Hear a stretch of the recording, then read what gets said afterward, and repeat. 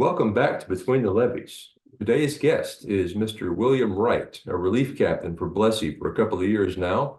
Began his career with Blessey back in 2008. William, welcome to the show. Hey, buddy, how you doing? Doing just fine, man. Thank you for joining me here. I know Facebook has been kind of a gold mine lately, finding guests. Forget what the post was, but I know I found you on there and I found your story interesting. So let's start off where it all began. Bud, where were you born? I was born in Lufkin, Texas. It's where our CEO Clark Todd's originally from. In somewhere about the fourth grade, I think I was about 9. We moved to a small town called Pineland. We had a house on the lake there, and I've pretty much been there ever since. What was your childhood? How did everything go growing up? Any siblings? What did your parents do for a living? What drove you eventually to the industry? Well, so my dad, he worked and eventually retired from a lumber mill called Temple Inland. By the time he left there, he was an electrician and all that. My mom worked for the cable company for a while when we lived in Lufkin. Uh, Whenever we transitioned to Pineland, uh, my dad ran his own, like kind of like a blueprinting business, did designs for buildings and stuff like that. And then my mom retired from the bank there that's local in town. But I have 3 siblings, 3 older sisters. I got one that lives in Colorado, one that lives just down the road from my parents, and one that lives up North Arkansas. So, Well, how was schooling for you? What kind of antics did you get into growing up there in Texas? oh man, school is school in a small town. I grew up about 850 people in what I would consider my hometown in Pineland. Uh, Sports is a big deal. Football, baseball, track, uh, basketball, pretty much, all that. I kind of got out of the sports thing when I was around about a freshman or sophomore in high school. Uh, but I did a lot of ag classes, uh, welding, building stuff in ag, whatever. Then my senior year in high school, I was on what they would call the workforce program. I got out half a day and I went, to work the other half. So that's pretty much school for me, man. Didn't I did like ag though, FHA and or FFA and all that stuff. So What happened between the graduating high school and joining with Blessey? well, try to think my first job out of high school for a little while. I worked maintenance for a golf course there on the lake and just mowing, weed eating, stuff like that. My first real job, I would say, I believe I went to work with my dad. He was doing some oil field stuff at the time. That's kind of where I got my little bit of introduction into the oil field, I suppose, pipe fitting stuff like that. Uh, Eventually, I ended up leaving there, and I went to work for a company that did a bunch of the tank building and millwright work for the hardy board plants, the siding for houses. And there it was pretty much just general labor, millwright work, stuff like that. Uh, they ended up We were up in Virginia for months, and then they sent us to Peru, Illinois in like January, and it was blistering cold, and I'm not built for that. So I ended up coming home, and I worked for the same lumber mill my dad retired from. I worked there for a short time, and then I ended up on the boats, man. I had a bunch of buddies that worked in the industry at the time, and they had pretty much told me, hey, this is the way to go. If you can get on with anybody, Blessey's the company to do it with. And I stayed pretty persistent for about 3 months. I bet I called 3, 4, 5 times a week, and they finally brought me in. Been there ever since. aside from what your friend shared with you, and I guess fill me in on the process getting on with Blessey, your first time stepping on a boat or a barge or deckhand training, well, whatever it was. Fill me in on your introduction to this industry with Blessey. So they, they brought me in standard interview, physical and all that stuff. The class was, I mean, it was basic at the time. We were pretty much the first class to that got split up because with Blessey you do, I think it's a 2 week class. They do half classroom and half hands on. My class, I believe, was the first one to come to Houston to do the hands on part. Uh, it wasn't bad. We had some good teachers, good instructors. They From there I went to a boat. My hitch actually didn't start once I got out of class for about 10 days. And the first boat they put me on was a Walter Blessey Senior.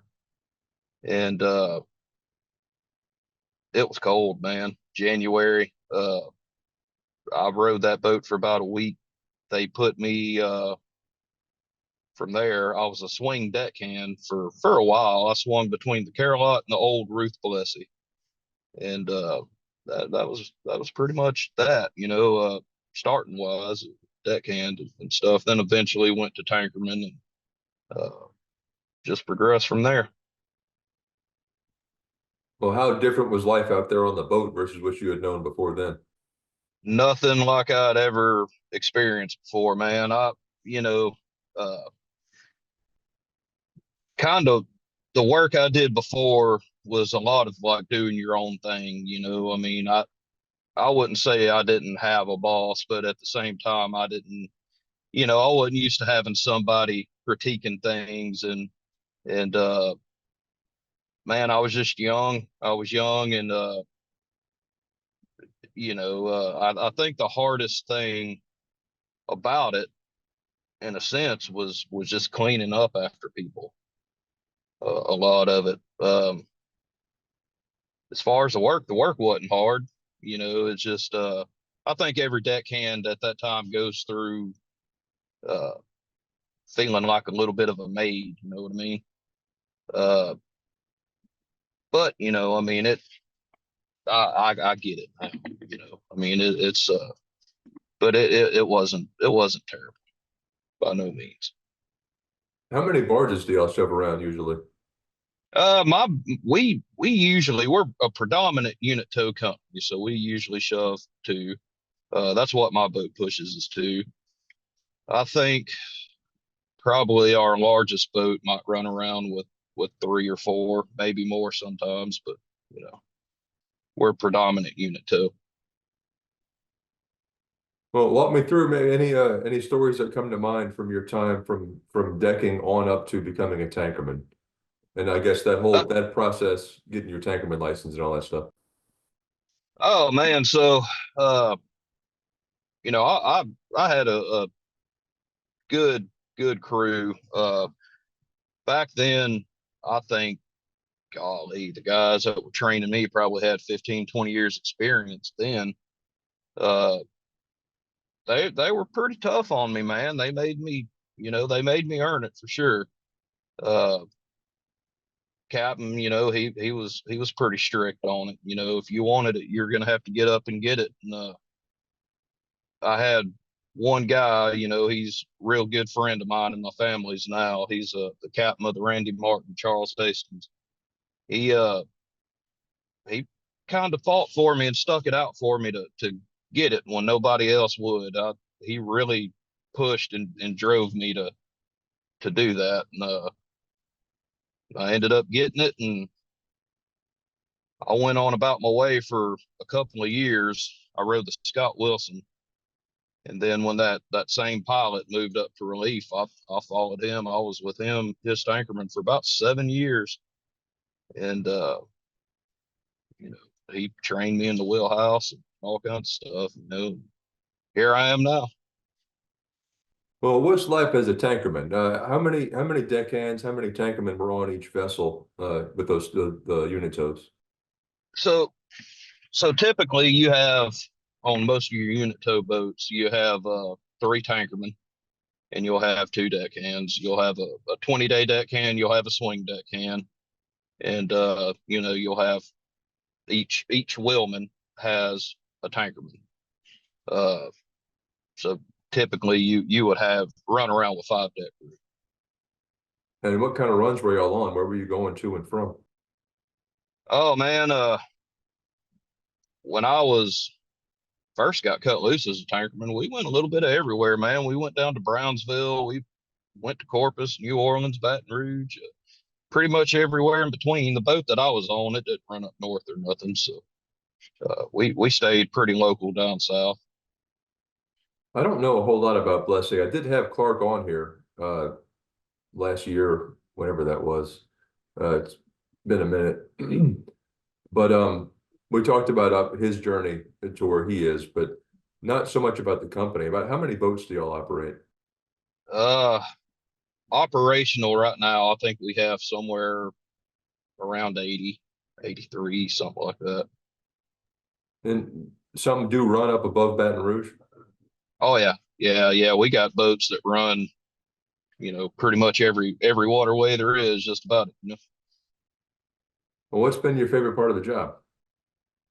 Uh,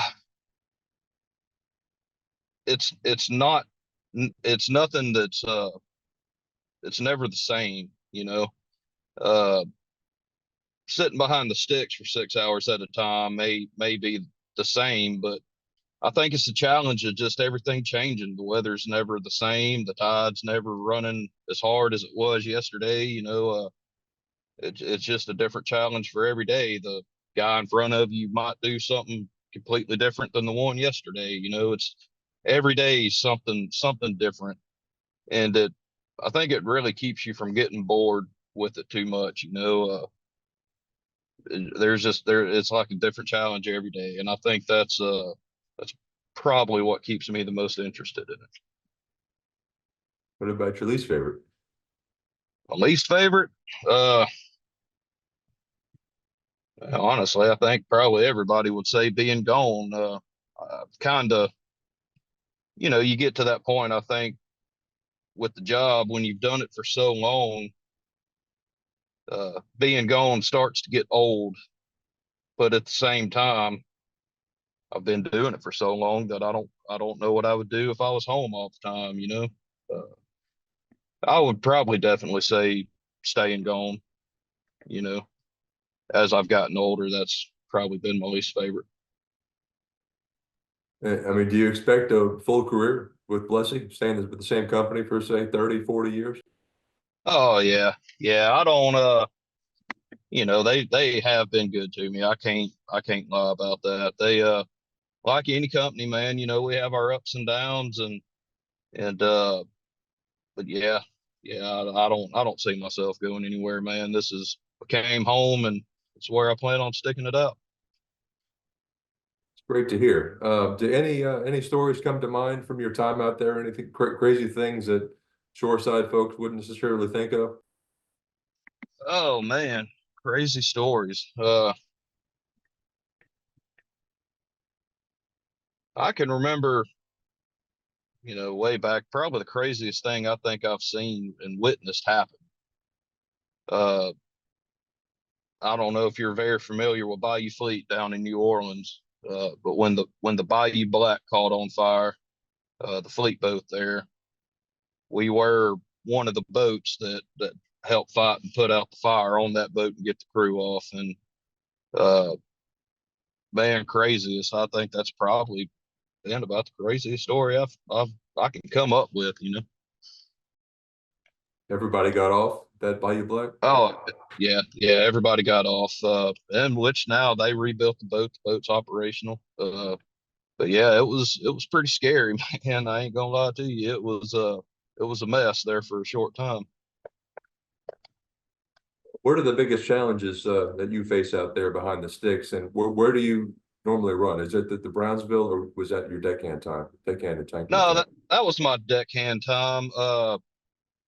My boat, man, we there for a while. We worked for Sea River, so we did a lot of Baytown to Beaumont to Baton Rouge. But my boat, man, I mean, we pretty much run Uh, Once again, I mean, we stay really pretty local, but uh, we here lately we've been staying a lot in Houston Harbor, but and I actually think they're on their way to the river now. But we you know run that New Orleans, Baton Rouge to Houston, Corpus area quite a bit.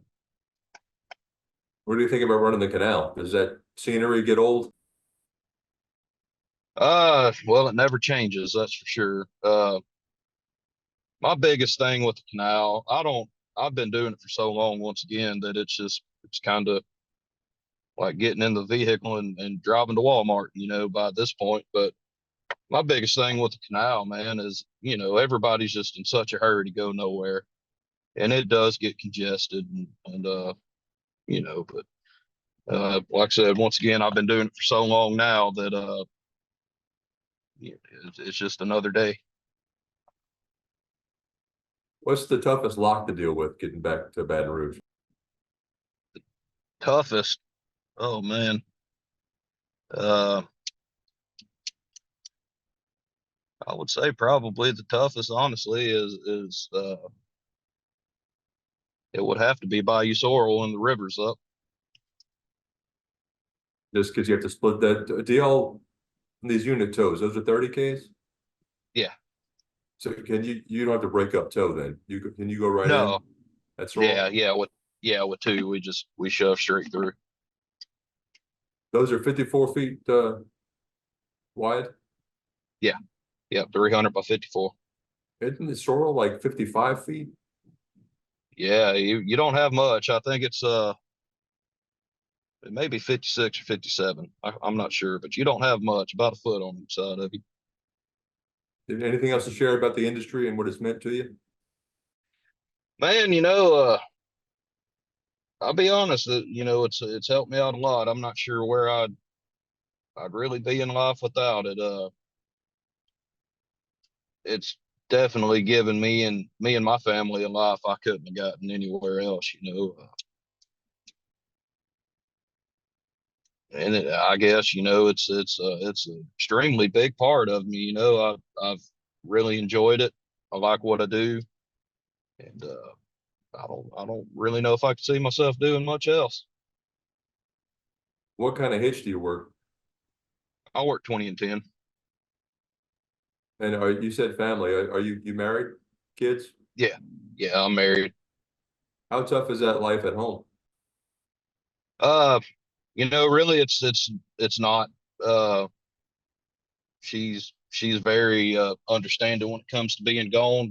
I've been gone since we've been together, so she's used to it. She's a trooper, man. She holds it down at the house, and of course, if there's ever any issues, she'll call me and stuff like that. But she handles it, man. She does real good with it. Good to hear, man. That just about runs through my questions here, though. We all good? Right. Oh yeah. All right, man. Well, I do appreciate your time. This will publish sometime in August. Okay, man. I appreciate it. I enjoy doing it. Yes, sir. We'll be in touch. Thanks. All right. Thank you. This has been a production of Where You At Studios, LLC.